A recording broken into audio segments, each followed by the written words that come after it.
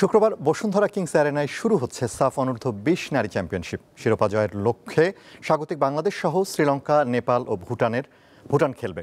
এদিকে রিয়াল মাদ্রিদকে নাস্তানাবুদ করে FIFA club বিশ্বকাপের ফাইনালে পিএসজি। এসবের পাশাপাশি দেশ বিদেশের খেলাধুলার আরও খবর নিয়ে সাজানো হয়েছে আজকের দীপ্ত স্পোর্টস। আপনাদের সঙ্গে আছি আমি আনোয়ারুল আলম। সাফ অনূর্ধ্ব-20 নারী চ্যাম্পিয়নশিপ শুরু হচ্ছে কাল। প্রথম ম্যাচে বাংলাদেশের প্রতিপক্ষ শ্রীলঙ্কা। ডাবল লিগ পদ্ধতির এ খেলায় পয়েন্ট টেবিলের শীর্ষ দল হবে চ্যাম্পিয়ন।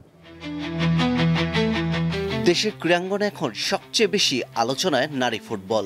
ইতিহাস গড়ে প্রথমবার এশিয়ান কাপে খেলার যোগ্যতা অর্জন করে প্রশংসায় ভাসছেন ঋতুপর্ণা, আফিদা খন্দকাররা। এবারের মিশন সাফ অনূর্ধ্ব-20 চ্যাম্পিয়নশিপ। গতবারের যৌথ চ্যাম্পিয়ন বাংলাদেশ ও ভারত। এবার ভারত খেলছেন না এই টুর্নামেন্টে। বাংলাদেশ, ভুটান, নেপাল ও শ্রীলঙ্কাকে নিয়ে হবে ডাবল লিগ ভিত্তিক এই প্রতিযোগিতা। 6টি করে ম্যাচ খেলার পর পয়েন্ট টেবিলের শীর্ষ দল হবে চ্যাম্পিয়ন। এখন 4 দল রাউন্ড রবিন লিগ পদ্ধতিতে একে অন্যের সঙ্গে দুবার করে খেলবে। একটি দল 6টি করে ম্যাচ পাবে। শীর্ষ পয়েন্টধারী দলের হাতে উঠবে ট্রফি। ভারত না থাকায় বাংলাদেশের চ্যাম্পিয়ন হওয়ার সম্ভাবনা বেড়েছে। মিয়ানমার জয় করে ইতিহাস গড়া দলে সিংহভাগ ফুটবলারই থাকছেন না এই দলে।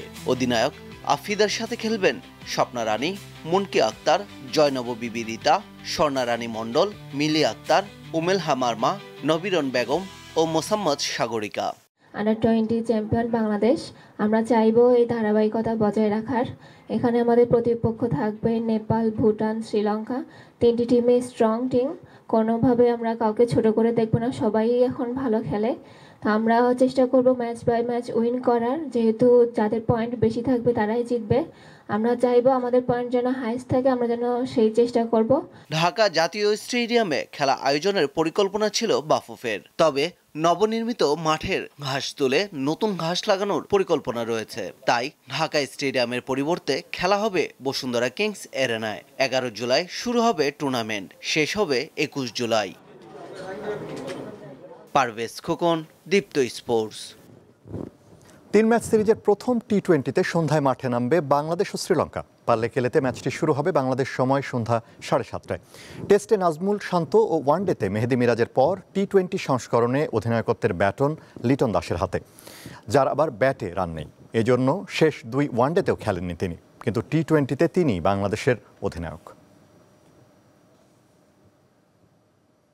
শ্রীলঙ্কার বিপক্ষে ওয়ানডে সিরিজ হারে বাংলাদেশের ব্যর্থতা নিয়ে আক্ষেপ করেছেন জাতীয় দলের সাবেক অধিনায়ক, বিসিবি পরিচালক আকরাম খান। ক্রিকেটাররা স্বাভাবিক ক্রিকেট খেলতে পারছেন না বলে মত তার। গতকাল মিরপুরে সাংবাদিকদের মুখোমুখি হয়ে কথা বলেন তিনি। প্লেয়াররা আপনার অতিরিক্ত প্রেশারে থাকে, আর কিসের জন্য প্রেশারে থাকে এটা আমি জানি না, বাট আপনি যদি বেশি প্রেশারে থাকেন তো আপনি নর্মাল ক্রিকেট খেলতে পারবেন না। তো আপনি মনে করেন ওদের ব্যাটিং স্টাইল দেখে, ওদের কিছু মিস্টেক দেখে, কিছু অ্যাটিটিউড দেখে, সব কিছু দেখে মনে হচ্ছে যে they are not playing normal cricket. আপনার প্রেশার আছে, ব্যাটিং খারাপ করছে, আপনার দোষ তো সবাইকে নিতে হবে, ইভেন আমাদেরও এটা আমরাও মেনে নিচ্ছি। বাট খারাপ লাগছে যে এইসব স্টেজে এই ধরনের দর্শক, বাংলাদেশ ক্রিকেট বোর্ডে চলছে বিশেষ সাধারণ সভা। আমিনুল ইসলাম বুলবুল নতুন বোর্ড সভাপতি হওয়ার পর এই প্রথম ইজিএমে অংশ নিচ্ছেন। সেখানে আছেন আমাদের সহকর্মী মোহাম্মদ হাসিব। হাসিব, সাধারণ সভার সবশেষ তথ্য আমাদের জানাবেন।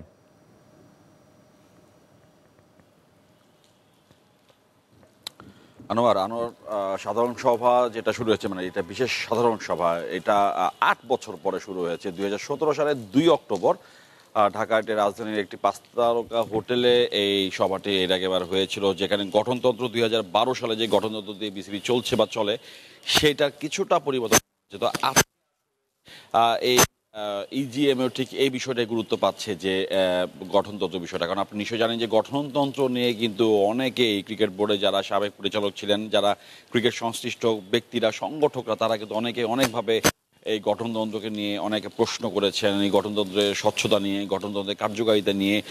এই বিষয়টাই নতুনভাবে সংস্কার করার ব্যাপারটাকে গুরুত্ব দেওয়া হয়েছে, বা গুরুত্ব দেওয়ার কথা অনেকে বলছে, পরামর্শ করেছেন।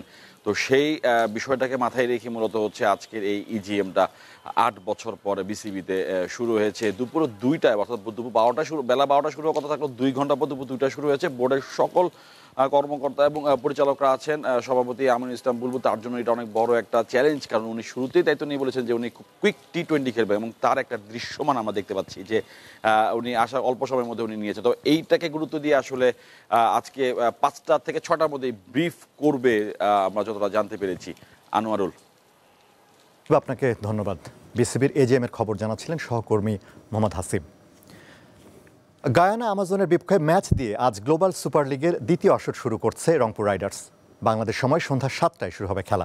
প্রভিডেন্সের গায়ানা ন্যাশনাল স্টেডিয়ামে আয়োজিত টুর্নামেন্টে রংপুরের অধিনায়ক হিসেবে রয়েছেন নুরুল হাসান সোহান।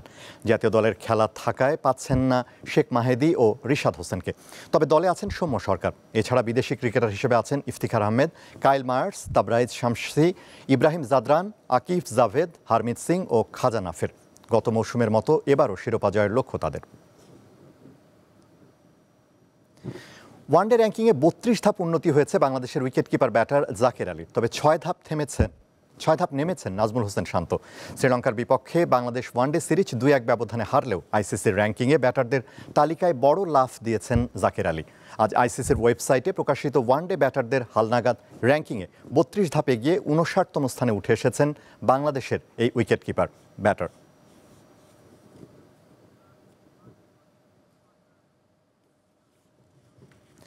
দর্শক, এই ছিল আজকের দীপ্ত স্পোর্টসে। দেশের খেলাধুলা নানা রকম খবর পেতে যুক্ত থাকুন দীপ্তর সাথে। দীপ্ত ডিজিটাল প্ল্যাটফর্মগুলোতে চোখ রাখুন।